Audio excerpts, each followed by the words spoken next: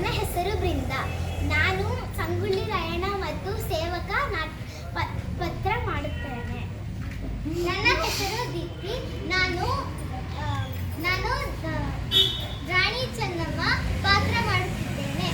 ನನ್ನ ಹೆಸರು ಭಾರ್ಗವಿ. ನಾನು ಬ್ರಿಟಿಷನ ಪಾತ್ರ ಮಾಡುತ್ತೇನೆ.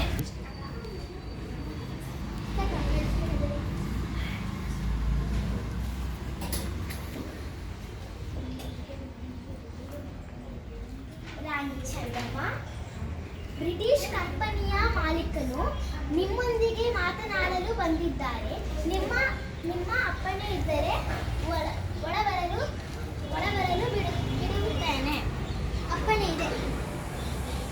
Rani Chennamma, good morning. ನಮಸ್ಕಾರ, ಕುಳಿತುಕೊಳ್ಳಿ.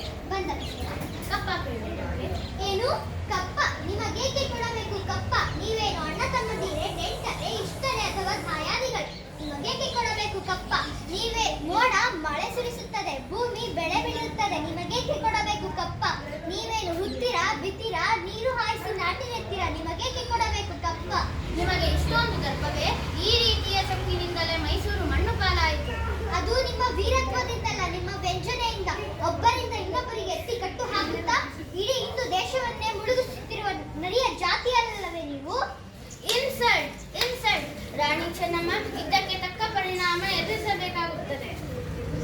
ಮುಚ್ಚು ಬಾಯಿ.